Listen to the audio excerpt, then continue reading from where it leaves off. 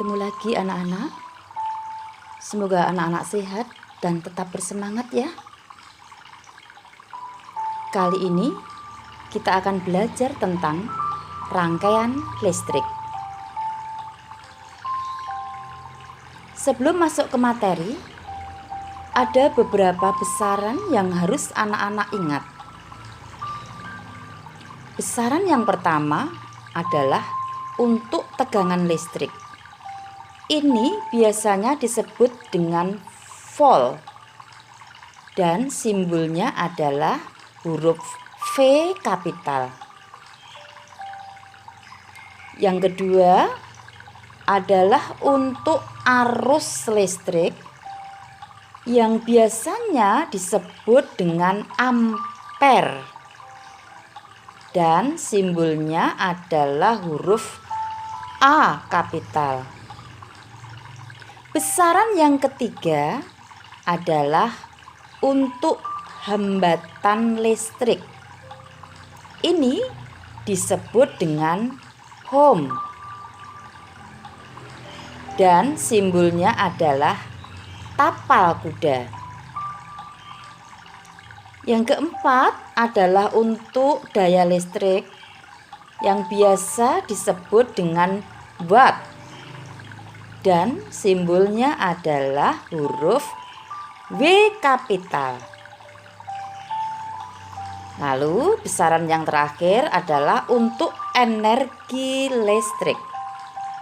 Ini biasa disebut dengan joule dan simbolnya adalah huruf J. Oke anak-anak, itu tadi adalah besaran-besaran yang harus kalian ingat. Sekarang kita masuk ke materi. Nah anak-anak, kita akan masuk ke materi pertama, yaitu materi mengenal komponen listrik. Komponen listrik ini dibagi menjadi dua macam, yaitu komponen listrik yang menghasilkan arus listrik, contohnya adalah baterai dan juga aki. Komponen listrik yang kedua adalah komponen listrik yang menggunakan arus listrik. Kalau tadi komponen listrik yang menghasilkan, yang kedua itu komponen listrik yang menggunakan arus listrik. Contohnya saklar dan lampu. Anak-anak, kita masuk ke materi kedua. Materi yang kedua adalah tentang rangkaian listrik yang sederhana. Rangkaian listrik sederhana artinya hubungan sumber listrik dengan komponen listrik lainnya yang dirangkai atau disusun menjadi satu kesatuan. Anak-anak, rangkaian listrik sederhana dibagi menjadi dua macam, yaitu rangkaian listrik terbuka dan rangkaian listrik tertutup. Rangkaian listrik terbuka tandanya adalah 1. Tidak ada arus listrik. 2. Lampunya padam atau mati. 3. Saklarnya terbuka. Sedangkan rangkaian listrik sederhana yang kedua adalah rangkaian listrik tertutup. Tandanya adalah kebalikan dari rangkaian listrik terbuka, yaitu arusnya ada, lampunya bisa menyala, dan saklarnya tertutup. Itu tadi materi yang kedua, yaitu tentang rangkaian listrik sederhana. Anak-anak, kita masuk ke materi ketiga yuk. Materi ketiga tentang rangkaian listrik seri dan rangkaian listrik paralel.